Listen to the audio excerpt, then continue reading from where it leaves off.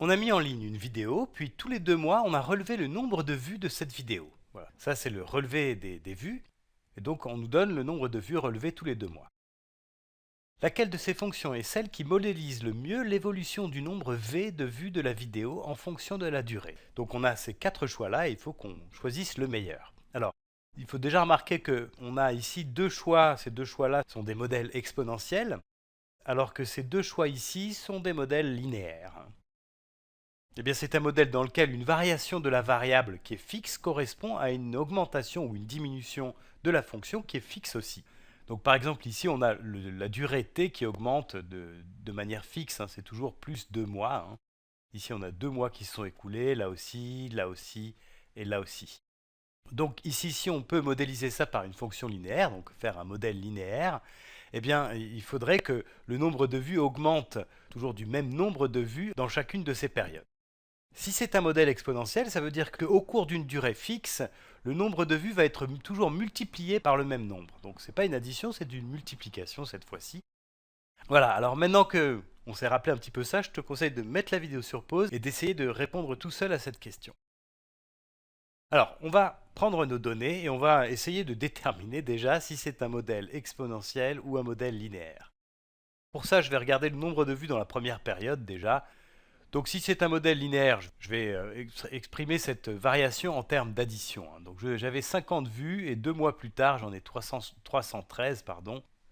Donc finalement, au cours de cette période, le nombre de vues a augmenté de 313 moins 50, c'est-à-dire 263. Donc ici, ce qui s'est passé, c'est plus 263.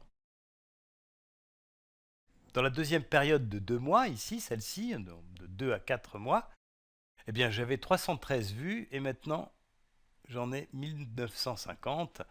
Donc ce qui s'est passé, c'est que j'ai eu plus, alors là c'est un petit peu, alors là il faut faire cette soustraction là, je vais la faire avec la calculatrice, je suis un peu paresseux ce matin. 1950 moins 313, c'est égal à 1637, voilà, donc plus 1637.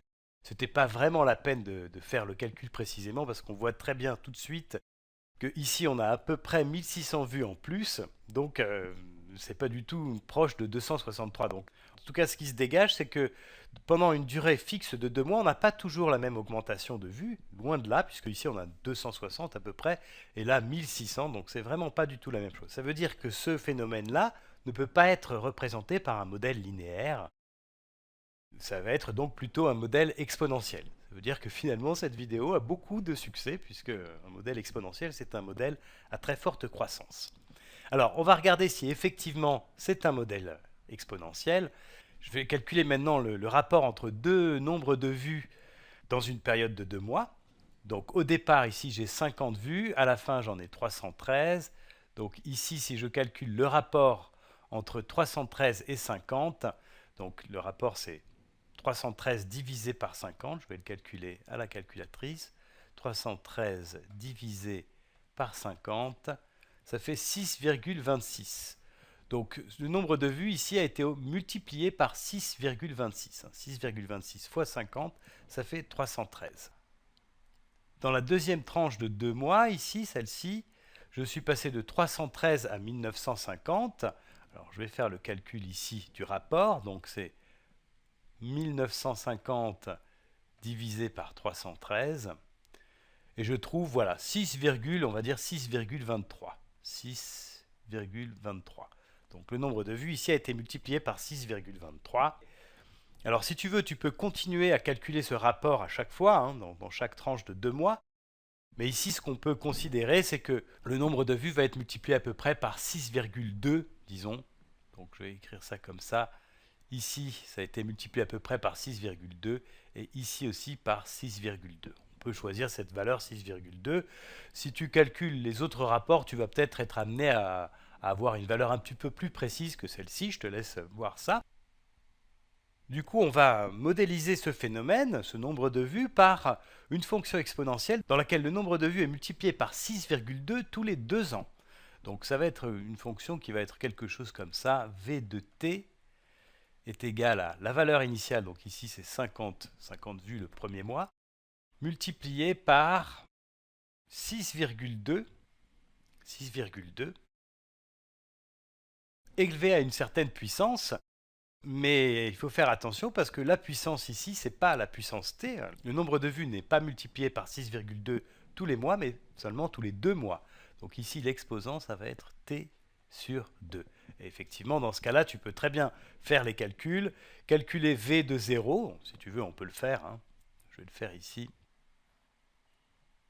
Ici, je vais mettre t, là, je vais mettre v de t. Pour t égale à 0, j'ai v de 0 qui est égal à 50, donc ça correspond. Je vais reprendre exactement les mêmes valeurs. Je vais reconstruire ce tableau, enfin le début en tout cas. Pour t égale à 2, j'ai 50 fois 6,2 puissance 2 sur 2, donc fois 6,2. Et ça, on a vu que ça sera à peu près égal à 313. Si je prends maintenant t égale 4, je vais avoir 50 fois 6,2 puissance 4 sur 2, c'est-à-dire 6,2 au carré. 50 fois 6,2 au carré. Et si tu calcules ça, tu vas voir que tu trouves à peu près 1950. J'insiste sur le fait qu'on ne peut pas demander à un modèle mathématique de représenter exactement un phénomène réel, mais simplement de permettre de s'en approcher de manière assez précise. Et ça, c'est exactement le cas ici. Voilà. Alors, on va maintenant essayer de sélectionner la bonne réponse parmi celles-ci.